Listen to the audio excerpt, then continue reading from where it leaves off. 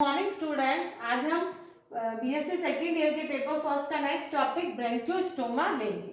तो ब्रेंकियोस्टोमा का सबसे पहले ऐसे हम क्या करते हैं, क्लासिफिकेशन पढ़ते हैं।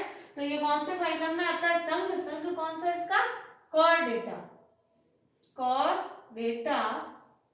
सब फाइलम है इसका सिफेलोकॉर्डेटा।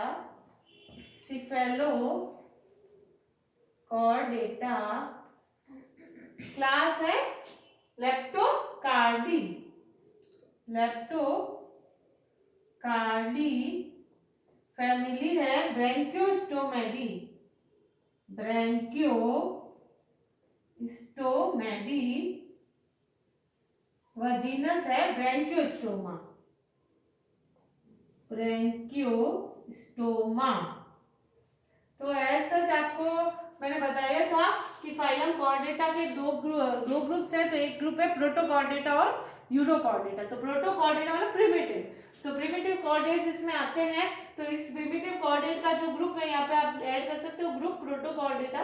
तो इसमें तीन सब फाइलम मैंने आपको बताए थे, हेमिकॉर्डेटा, यूरोकॉर्डेटा और सिफेलोकॉर्डेटा। तो हेमिकॉर्डेटा का एग्जांपल अपन ने क्या पढ़ा था?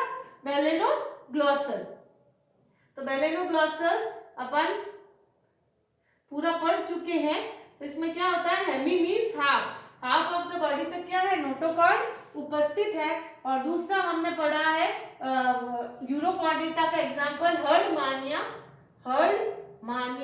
जिसमें मैंने आपको बताया था कि उसके लार्वा की पूंछ में नोटोकॉर्ड उपस्थित होती है। और तीसरा हम पढ़ना स्टार्ट करेंगे ब्रेंकियोस्टोमा, जिसमें जो नोटोकॉर्ड है वह पूरी बॉडी में उपस्थित है और कई बार हेड रीजन से बाहर तक चली जाती है। तो इसका जो मेन बॉडी पार्ट है वह दो भागों में विभक्त है, धड़ और पूंछ। जो इसका हेड है, जो सिर है, वह अस्पष्ट होता है, स्पष्ट नहीं होता है। इसीलिए इसको क्या कहते हैं? ये ब्रेंकियोस्टोमा। और दूसरा लैंसलेट भी कहते हैं, एक रेनिएटा भी कहते हैं। तो इसके जो दूसरे नाम है वह इस प्रकार है। तो इसका जो दूसरा नाम है वह है एक्रेनिएटा। एक्रेनिएटा।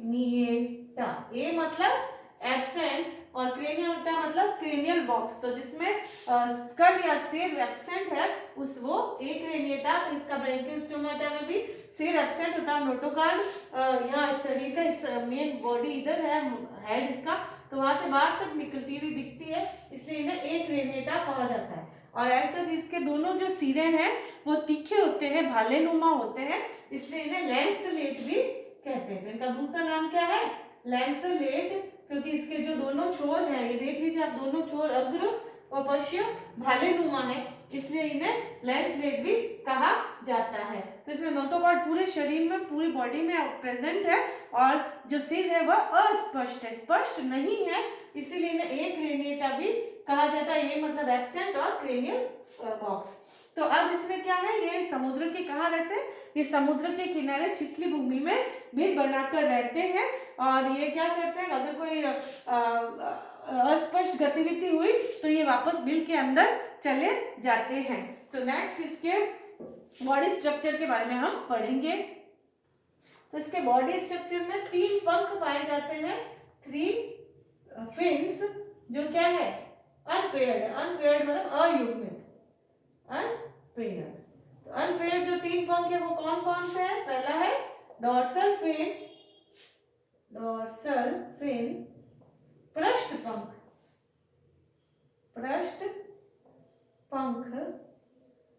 दूसरा है वेंट्रल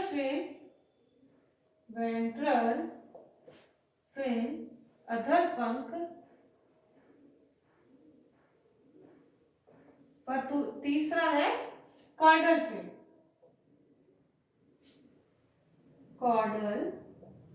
फिन, पूंछ पंख।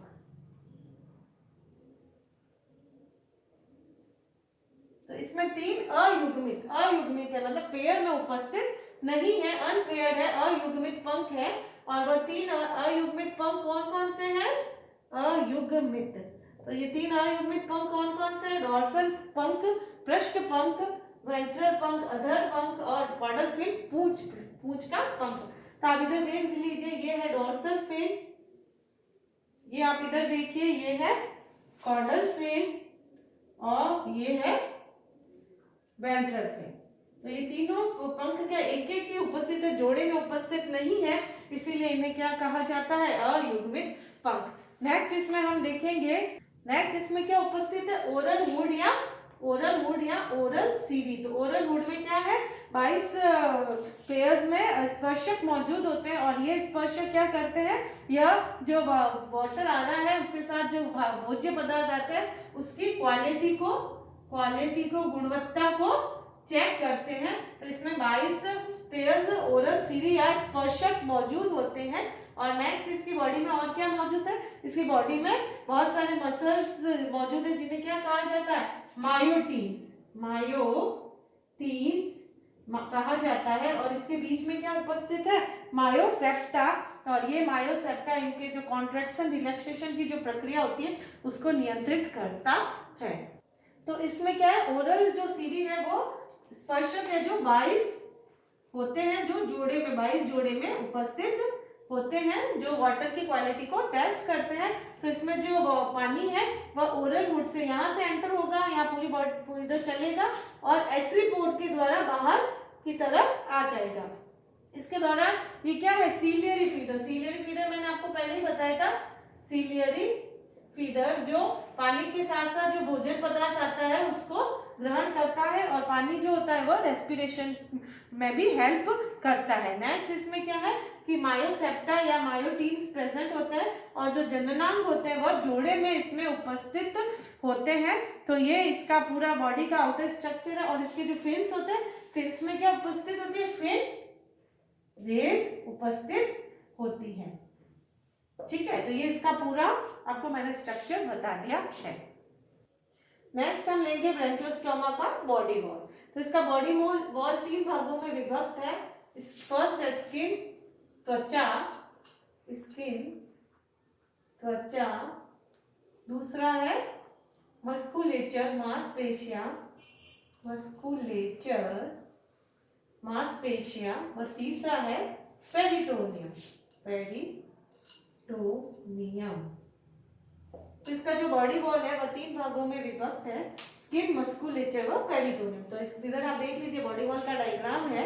तो जो स्किन है वह 2 भागों में विभक्त है, एपिडर्मिस व, स्किन भी आगे 2 भागों में विभक्त है,